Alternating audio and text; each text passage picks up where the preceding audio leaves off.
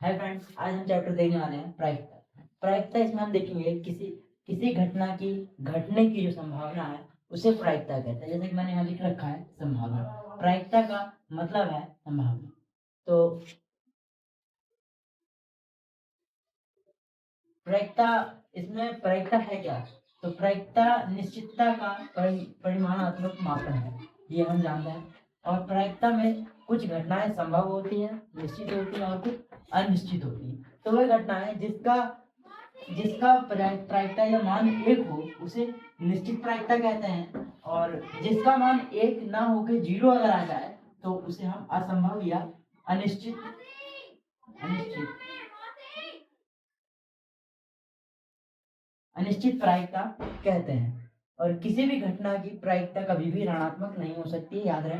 यानी कि आप चाहो कि -1 या -1/2 कुछ ऐसा मतलब हो नहीं सकता है। किसी भी घटना की प्रायिकता, इससे हम समझिए, ऋणात्मक नहीं हो सकती है। और किसी भी घटना की प्रायिकता एक से अधिक भी नहीं हो सकती है। यानी कि आप चाहो एक हो, एक से ज्यादा दो हो, या तीन हो, या चार, ऐसा कुछ भी नहीं होने वाला।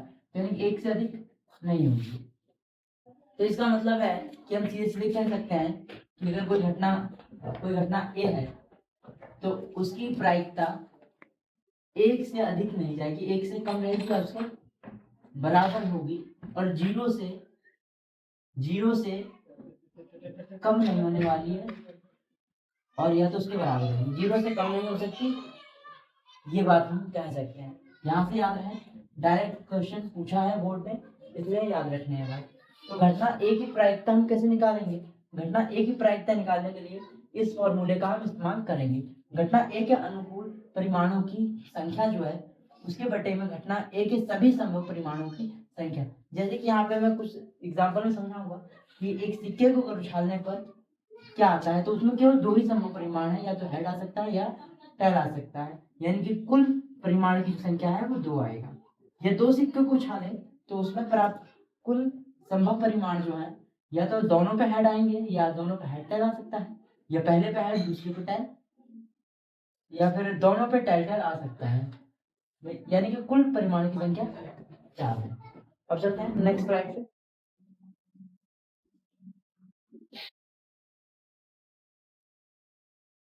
अब हम एक एग्जांपल देखते हैं कि एक सिक्के को एक बार उछाला जाता है, तब आपको बताना है कि सिक्के पर पट आने की प्रायिकता क्या होगी। जैसा कि आपने देखा, पहले ही मैंने लिख लिया था कि एक सिक्के को उछालने पर कुल संभव परिमाण दो होंगे। और हमारा सूत्र था कि घटना ए माना है कोई हमने, उसमें कुल जो संभव परिमाण है वो नीचे रहेगा, और जो घटना है वो कितनी घट रही है वो ऊपर लिखेंगे परिमाण। यानी कि इसमें पट यानी कि हेड टेल एक ही बार आएगा, इससे ज्यादा नहीं आ सकता है, तो एक। और यही हमारा क्या है, आंसर है। अगला क्वेश्चन है, यदि दो सिक्के को एक बार उछाला गया तो दोनों पे कम से कम एक बार चित आने की प्रायिकता क्या होगी? तो हम देखते हैं, सॉल्यूशन स्टार्ट करते हैं और देखते हैं क्या करना है। ठीक। हम जानते हैं यदि दो सिक्के को एक बार उछाला जाए तो उसमें कुल परिमाण की संख्या चार होगी। तो यानी कि घटना ए है, उसमें कुल परिमाण की संख्या चार है। और इसके ऊपर हमें क्या देखना है कि कम से कम एक चित्त होना चाहिए। तो यानी कि हेड कितनी बार आएगा कम से कम? तो हम जानते हैं एक, दो और तीन। कम से कम एक बार तो आनी चाहिए। अधिक से अधिक कितनी बार किया जाए? कम से कम, तो कम से कम तीन बार हेड आ रहा है। तो ये हमारा आंसर है। ये घटना ए घटित नहीं होने की प्रायिकता कैसे निकालेगा? तो इसके लिए हमने फॉर्मूला लिख रखा है पहले से कि यदि ए बार यानी ये घटना नहीं घटित हो रही है, उसके लिए हम ए बार का यूज करेंगे, उसमें बार लगाएंगे। तो ए बार, तो इसका मतलब इसके लिए हम यूज करें कुल परिमाण की संख्या माइनस संभव परिमाणों की संख्या बटे कुल परिमाण की संख्या। तो इसके लिए एग्जांपल देखते हैं कि एग्जांपल में देख सकते हैं कि दो सिक्के को एक साथ छाला जाता है तब सिक्कों पर दो बार चिन्ह नहीं आने की प्रायिकता क्या होगी? तो हम इसका सॉल्यूशन देखेंगे कि दो सिक्के के साथ पहले हम क्या करेंगे, कुल परिमाण की संख्या लिखेंगे। कुल परिमाण की संख्या।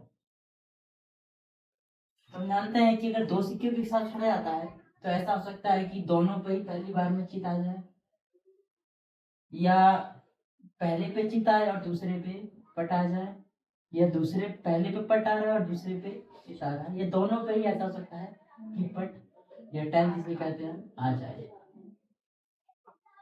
तो हमारा सूत्र होता है, हम अगर हमने यहाँ बताया था कि घटना अगर नहीं हो रही है तो उसके लिए हम बार का यूज करते हैं, तो हम इसकी घटना मानते हैं ए, तो हम कहेंगे ए बार। तो लिखेंगे कुल परिमाणों की संख्या, फॉर्मूला में पता है, कुल परिमाणों की संख्या माइनस संभव परिमाणों की संख्या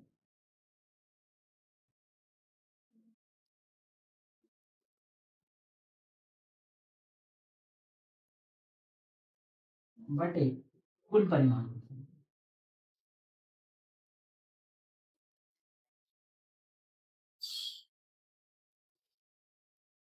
अब हम जानते हैं कुल परिमाणों की जो संख्या है वो 4 है, 1 2 3 4 4 है। और संभव परिमाण यानी कि 2 बार कम से कम चित्त कहाँ आ रहा है, इसलिए आ रहा है, 2 बार चित्त नहीं आना चाहिए, यानी कि जो हमारा संभव परिमाण है उसकी संख्या 1 है। हम दिए गए मान को सूत्र में रखते हैं, तो ए बार इज इक्वल टू कुल परिमाण 4 माइनस, और संभव परिमाण हमारा 1 है, बटे कुल परिमाण 4।